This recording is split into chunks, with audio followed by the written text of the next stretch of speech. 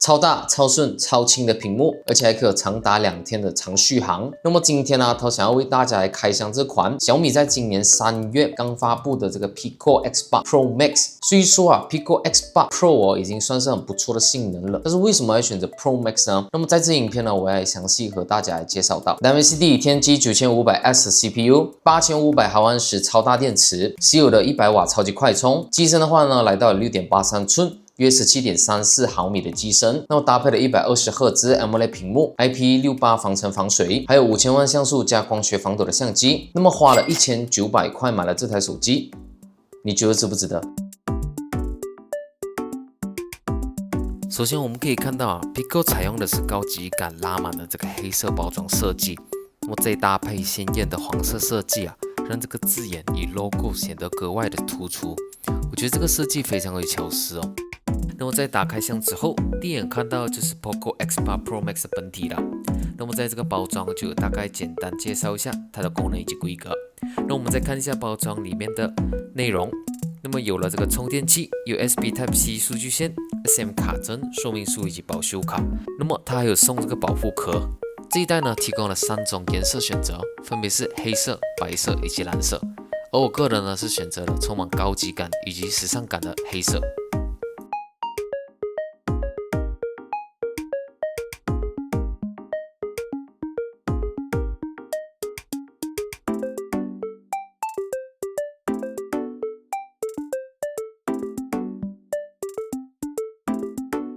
好，那么接下来我们开箱今天的主角 Poco X8 Pro Max 的本体，6.83寸的屏幕看起来是真的大。那么值得一提旁边这个开关键是采用这红色的设计，让整体看起来非常的帅气。厚度大概在 8.2mm 左右，218克的重量，相比 Pro 来说多重了几克。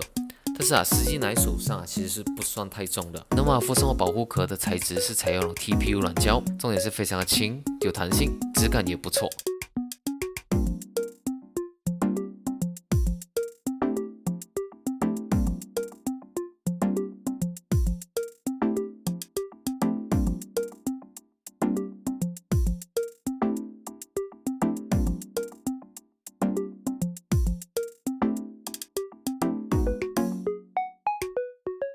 首先呢，在性能方面呢，这次搭载的是 MediaTek Dimensity 天玑 9500S，CPU 呢最高的频率来到了 3.73G 赫兹。那么这对于 Pro 的 Dimensity 天玑8500 Ultra 的 CPU 来说呢，更加的丝滑以及顺畅。那么这对于喜欢打手游或者是在游戏方面想要有更丝滑、更加顺畅的体验的玩家来说，是最适合不过了。那么这次的机身呢，来到了 6.83 寸，厚度在 8.2mm 左右。1.5K 的分辨率以及120赫兹刷新率的 AMOLED 屏幕，那么最高风亮度呢达到了3500尼特，那么让在日照白天下也能看清楚屏幕。12比特的色彩、杜比视觉以及 HDR10 Plus， 所以无论是在看一些视频或者是刷抖音、玩游戏，相信这块大屏幕呢肯定能给你不错的视觉体验。那么接下来的重点呢，超大容量的电池。8500毫安时，也响应了这次官方提出的口号 2-day battery life。那么在满电的情况下，正常使用，通常呢可续航2天，无需充电。那么这对于需要长时间续航的人来说可以说是非常的实用。此外，它一直是100瓦的超级快充。那么在正常情况下呢，只要充一个30分钟，基本上就能回到了58%的电量了，相当于你去充个2回来基本上又能继续长时间的续航了。这次还搭载了超声波指纹感应器，让解锁屏幕更加的丝滑顺畅。来到了相机方面呢 ，Poco X8 Pro Max 的后置镜头采取了5000万像素加以光学防抖的配置，还有800万像素的超广角。那么以下呢是我拍摄的一些照片，那么供大家参考参考。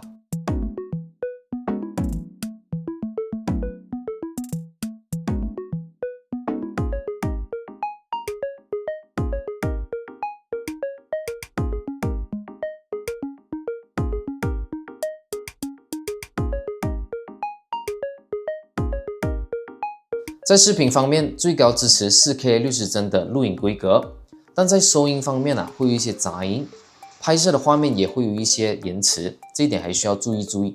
IP6817可以防尘防水，所以无论是在下雨的时候不小心淋到水，或者是不小心把水洒到手机上，基本上呢都不需要太大担心。好，那么回答到一开始的问题，如果在犹豫要买 Poco X8 Pro 还是 Poco X8 Pro Max 的伙伴们，那么这两台手机最大的差别在于性能、续航以及屏幕。那么如果你是一个非常重视游戏体验的玩家，又或者是非常在意手机的性能方面的需求，那么这个 Poco X8 Pro Max 呢就显得非常的优势。那么在续航方面呢 ，Poco X8 Pro Max 也是做到一个超大的提升。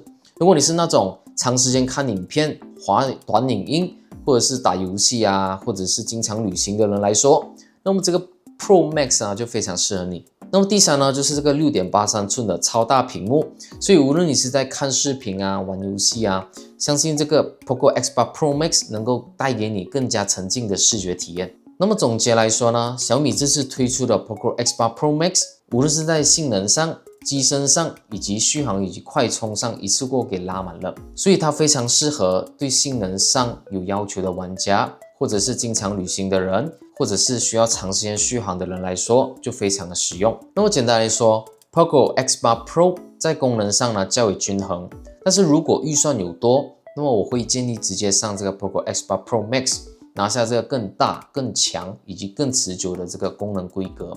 好，那么花了1900块买了这一台 Poco X8 Pro Max， 你觉得值不值得？欢迎在留言区告诉你的想法。那么我是涛，那么我们下一期影片见。